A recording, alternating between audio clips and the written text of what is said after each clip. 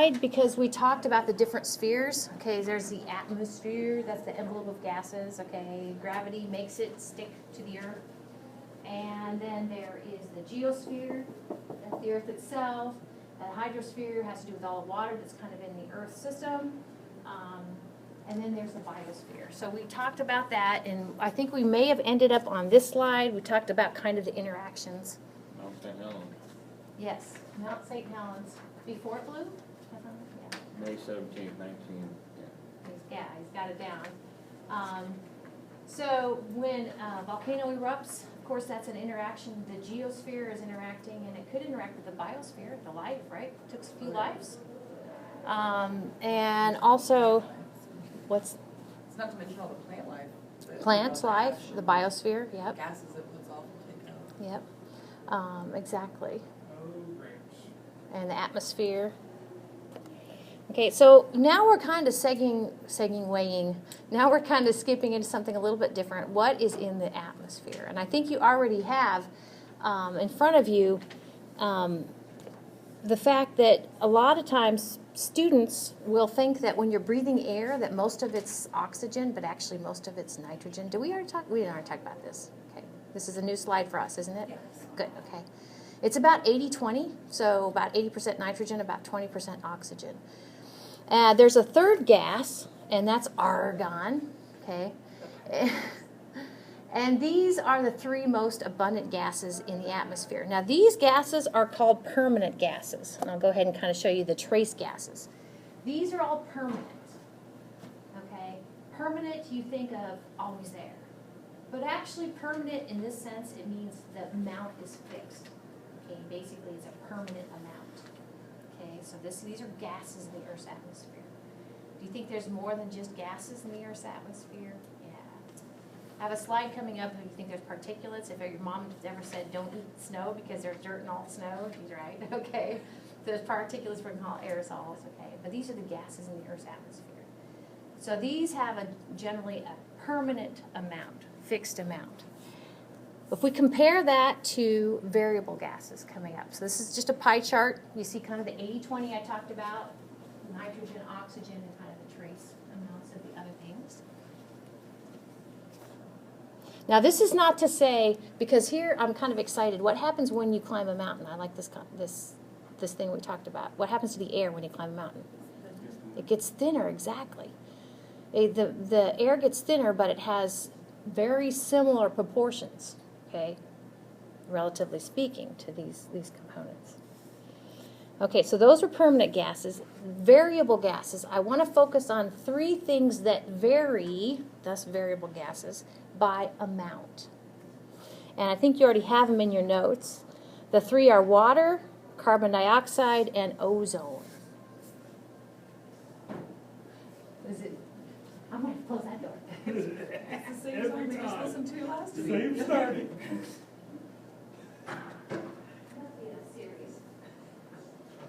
So these three things, it varies a few things, all right? Water. Do you think the water in the air varies? We're going to talk about different ways to talk about how much water there is in the air. If you're doing your weather logs, how are you tracking the water in the air? Humidity. Yeah, that's a good way. But that's actually relative to that's relative humidity, and that actually has to do with temperature, so we'll talk more about that. But water vapor definitely changes. Does it change from day to day?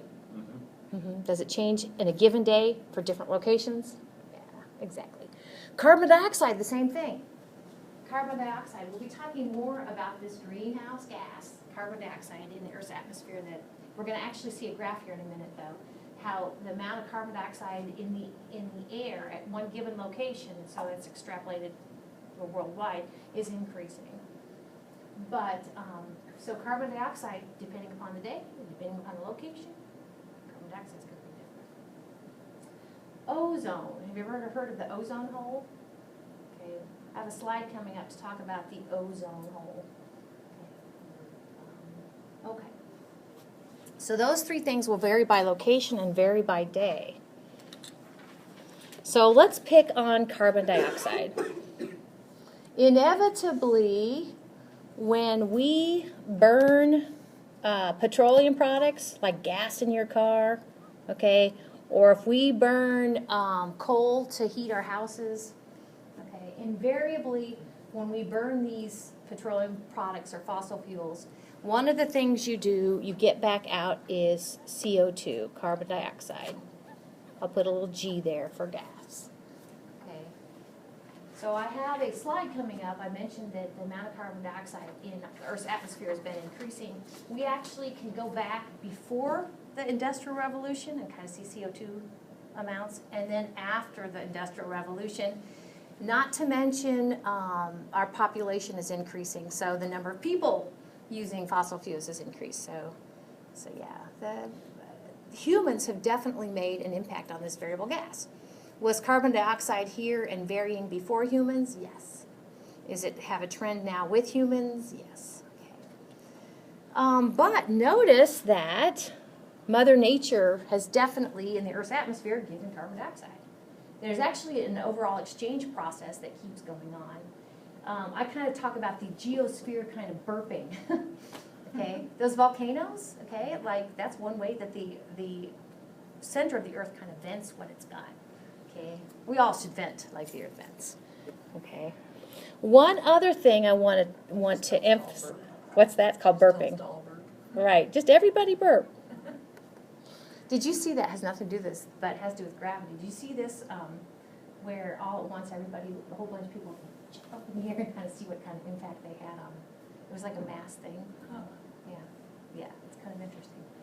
I think they did have an impact. But anyway, anthropogenic. We're going to run into that again. Okay, and it's a term in science. It just means, if you think of anthropology, what are you studying? Anthro, like if you're anthropology, you're studying Human history. humans. Very good. Humans, kind of ancestors, exactly. Anthropology studies humans. Genic means genesis or source. So actually, anthropogenic means it came from humans. Okay. All right. So I have a figure coming up here in a minute to look at not only how the Earth burps and we get more carbon dioxide, okay? We burn fossil fuels and we get more carbon dioxide, okay? But also there are things that are what we call sinks where carbon dioxide is leaving the Earth's atmosphere, okay? That's definitely there too. How do we get carbon dioxide away from the atmosphere? Well, plants help us out, don't they? Okay. Another thing is our oceans are making carbonated beverages for us.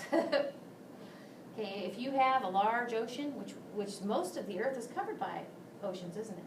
Okay, one of the things that gaseous carbon dioxide is just going to do is some of it is going to diffuse into the water and become a little bubbly, right? Okay, and it's kind of what we call an equilibrium. It'll kind of go back and forth. So carbon dioxide, these are what we call sinks. I'll go ahead and put the word sink there, and the others are sources.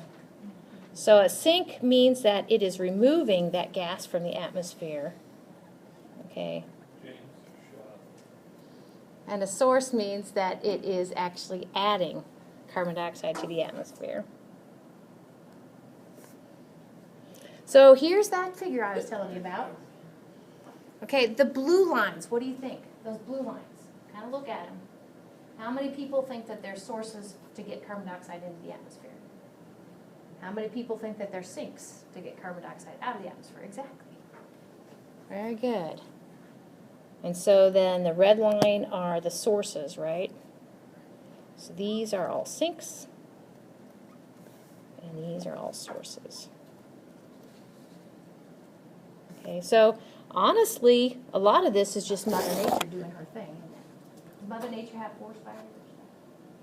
Just like burning fossil fuels, when you burn anything, including wood, you get carbon dioxide. Very good. Any questions about this? We got time. Let's go ahead and play this little gases. What are your other two variable gases? Just a question. CO2, what else changes in the air? Oh, the ozone. Ozone changes, very good. O3, we'll talk about that. And then water vapor, exactly. Those are the three that are kind of what we call variable gases. And you saw on the table how much they vary by, okay? So carbon dioxide varies in two ways. And this is kind of a subtle thing. I personally, I have a carbon monoxide detector in my house, okay? But I don't check the carbon dioxide in the air around me on a regular basis. So carbon dioxide, though, I'm going to show you a location in Hawaii that's been tracking carbon dioxide since, I want to say, 1960s or so, okay? And you're going to see this little kind of squiggle, and it has a peak and a minimum, okay? Peak and a minimum for carbon dioxide, okay? So this is the amount, if you go up, more carbon dioxide. So you're measuring carbon dioxide in Hawaii, Just bear with me. We can talk about the details of the experiment in a minute. It's coming up, all right? It's coming up. Well, I don't have, is there a figure there? No. I'm just alluding to it. But the thing about the peaking, and this can be shown anywhere that you have vegetation. And one of the things you know about photosynthesis is it brings in oxygen or carbon dioxide. Oh, it brings it in? Yes. It takes in CO2. Takes in first. CO2, plants do, exactly. So what we actually see in carbon dioxide where there is vegetation is there's a delay when plants become their most abundant. So spring, you figure cute little plants are starting to kind of do their thing. They're probably most going full bore, probably right before they start to kind of turn in the fall.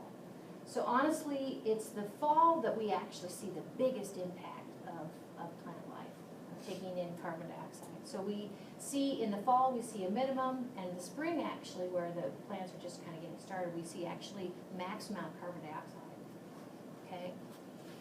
The other thing is this year-to-year trend. I mentioned the Industrial Revolution, okay, with the us burning more and more, or beginning to figure out how we can get energy from burning fossil fuels, probably starting with coal and then, you know, getting other things out of fossil fuels. But there's definitely been a trend in the increase of carbon dioxide in the Earth's atmosphere. And although there are things that are debatable in global warming, this actually, the amount of carbon dioxide increasing at this point in time is, I think, pretty clear as to why it's increasing. So you see both trends here. There's two trends, okay? There's the little squiggle. Actually, each little peak would be, let's see, the peak would be in the springtime, the CO2 minimum would be in the fall, spring, fall, spring, fall, spring, fall, okay, since 1960 to present. And actually, I'm going to go ahead and take you to the latest data. But you see the little squiggles are the annual changes, and the overall, like this, is the year-to-year changes. Okay, so, actually, this would be, and there's a delay when they post the data, which I can't fault them for that. Last year at this time, actually, this place in Hawaii, you know, we can laugh about going to Hawaii to measure CO2 concentrations, but there was a search for funding. They had funding issues, but they're still up and running, so that's a good thing. Could the data also be linked to possible increases in volcanic activity in Hawaii? I don't know how that works, but I would think volcanic activity would be a blip, probably an anomaly in the overall. It would probably stand out as an anomaly and be removed. But personally, do you think they have ongoing volcano activity? Oh, yeah, they've only got volcanic activity there. My question, do they take this like at sea level readings, or, you know, what's the? I think it's on, you'd have to go to the website to find out more about the location. I'm just curious, Yeah. So this is as of the 15th. What's today, the 19th? Yeah. And so down here you can click 1 year's worth. Okay, so you can kind of see the, it'd be the spring maximum, the autumnal minimum. Okay. See, they're in the same hemisphere as we are, so that's cool. They kind of got the whole spring and fall thing going. And then if we back it out, we can go ahead, and if that's a year, we can click on full record for them. And this probably looks familiar. This is like basically what you saw from the text. And you're welcome to, you know, report back to me what you find out about how do they normalize. that would be the word for it, normalized to account for the activity of the volcanoes. Okay. Then this data actually is not necessarily from them, okay? But this actually is, and I don't know if this is just for the Hawaiian Island, but this is where I was trying to tell you the Industrial Revolution kicks in, okay, here-ish, right? And then this actually is the portion that we get from the Hawaiian data. Okay, so carbon dioxide levels. Then this actually, and clear at the end, this is, it says 800,000 years to present. So you're like, We have trends that go. yeah. Over thousands of years. Yeah, so we'll be talking more about CO2 levels in past climates coming up, okay? But one of the things I want you to know for here and now is CO2, is it a permanent or variable gas? How many people think it's a permanent gas? How many people think it's a variable gas? It's a variable gas, but Yeah, it's a variable gas. Okay, and that was kind of my point here. Okay, so on to what else is in the Earth's atmosphere. So this is why if your mother said don't eat snow because it's dirty, don't even just eat it if it's clearly yellow, which is obvious. just told my daughter this last week, giving her just, I was like, stop eating that. Some people make Snow cones. yeah. And so honestly, I'm kind of teasing. I would. I don't think there's anything bad. Still. One of the things about precipitation, including snow, is that it is actually kind of a cool, kind of cleansing thing for the Earth's atmosphere. It's kind of cyclical. So anything that's in the Earth's atmosphere that is not a gas is called an aerosol. Okay? And so aerosols can be suspended particles of solids, and they can also be, an aerosol is actually a suspended particle of liquid. Right? One of the things about whether it's dust or whether it's a suspended particle of liquid, okay, is that they can reduce visibility, like no duh, right? If you're in a dust storm, can you see very far? Okay. If you're in fog, can you see very far? How come fog is an aerosol?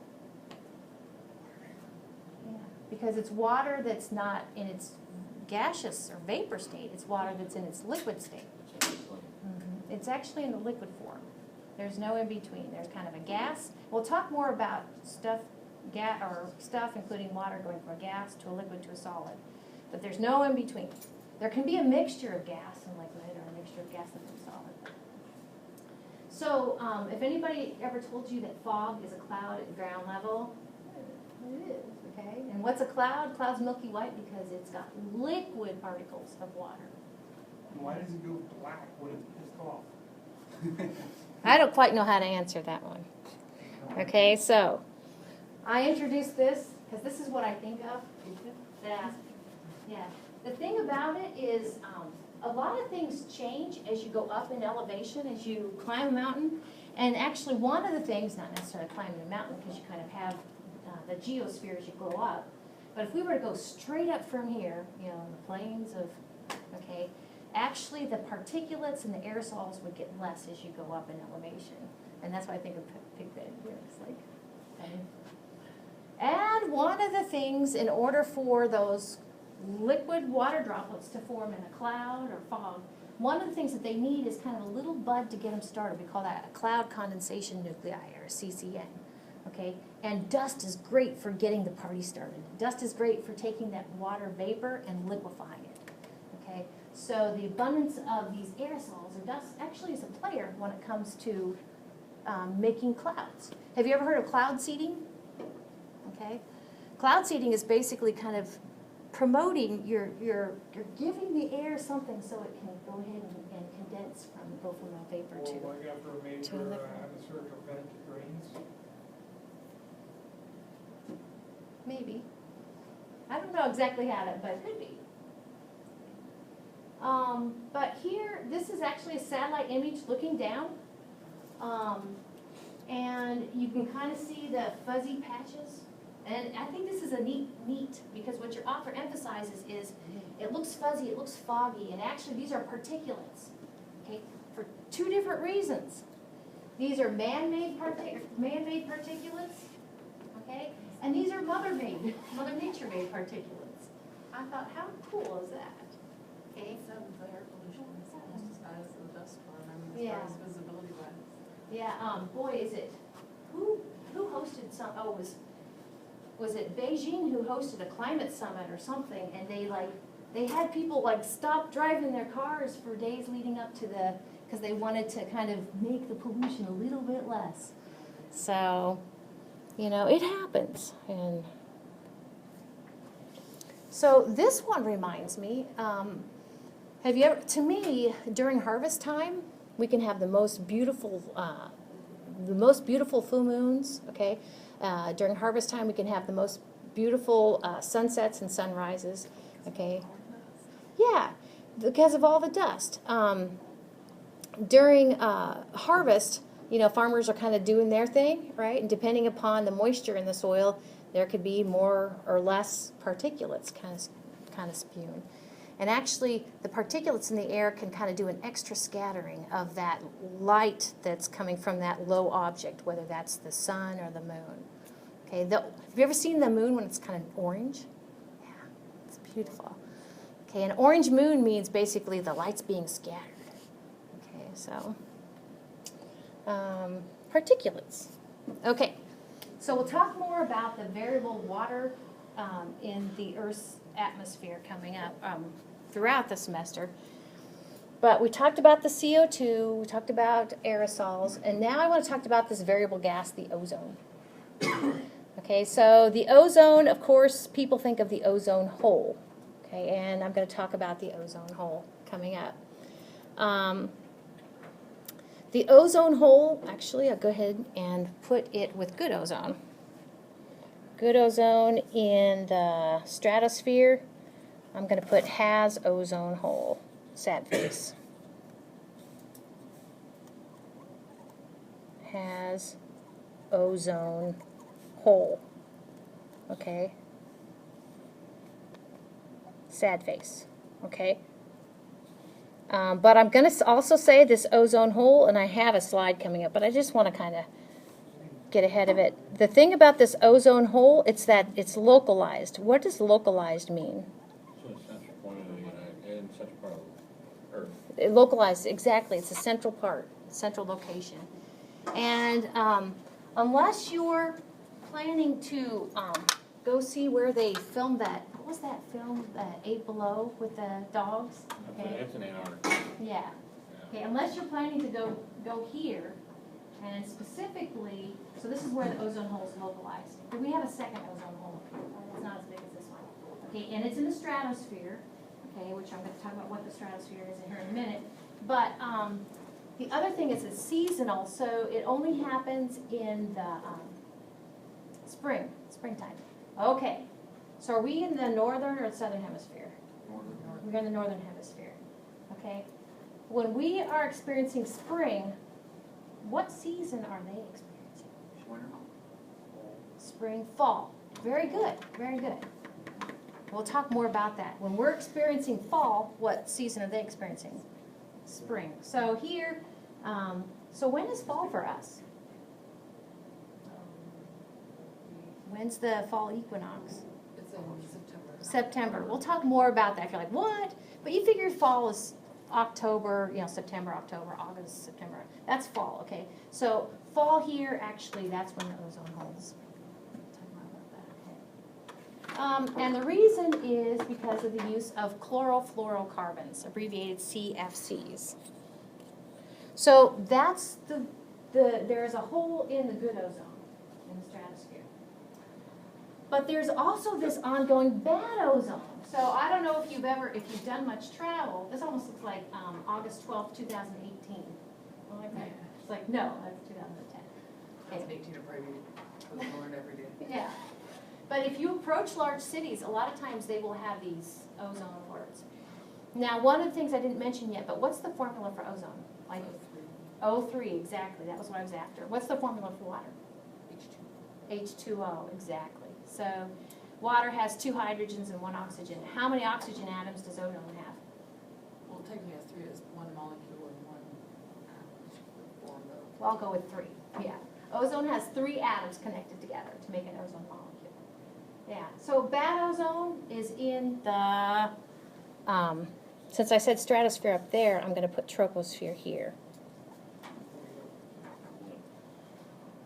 And this will make more sense coming up. Oh, I got time. I'm gonna go ahead and put here on the board behind me. Did I put this up the other day? This is my geosphere. There's the Earth's surface. Okay, and we've been talking about the atmosphere. And in this lecture, we need to break the atmosphere into horizontal layers. The lowest layer of gas is the troposphere. And that's where the bad ozone. Have you ever had electrical equipment kind of short on you and you kind of get that smell? Okay, ozone.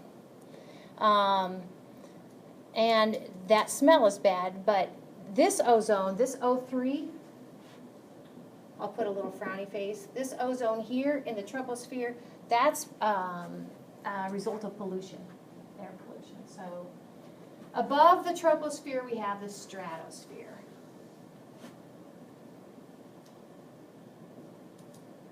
Okay, so far so good. And the good ozone is kind of like here. It's kind of sandwiched a little bit in the middle. I'll put O3, good O3. The thing about ozone is if there is an alert and you're kind of sensitive anyway, if you have asthma, okay, not a good day to go out and go jogging. So let's talk about this good ozone. Let's talk about that ozone hole that I said was localized in the Antarctic. Okay.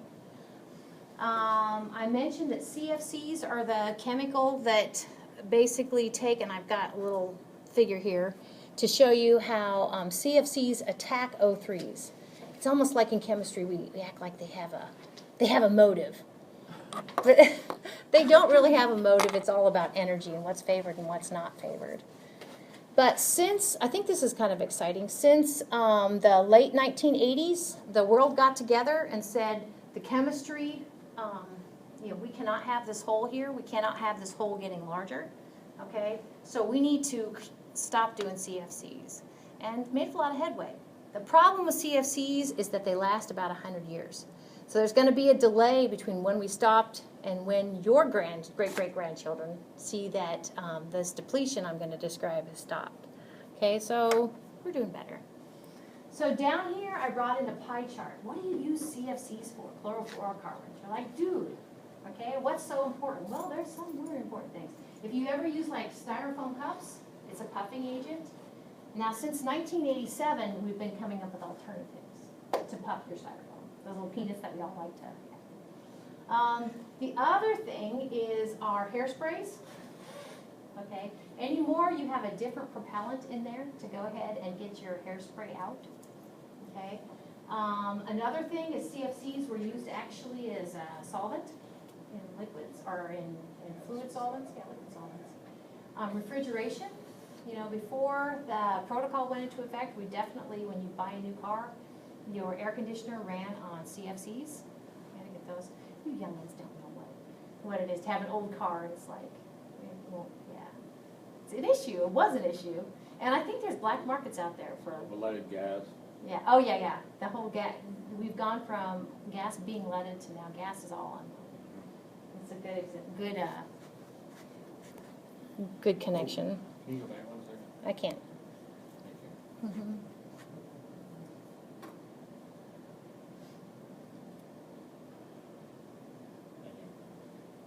So this next slide just kind of talks you through the chemistry.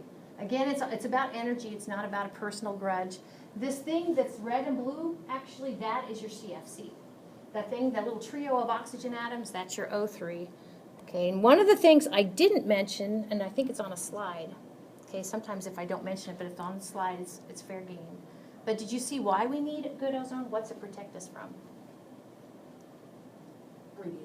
Radiation, exactly.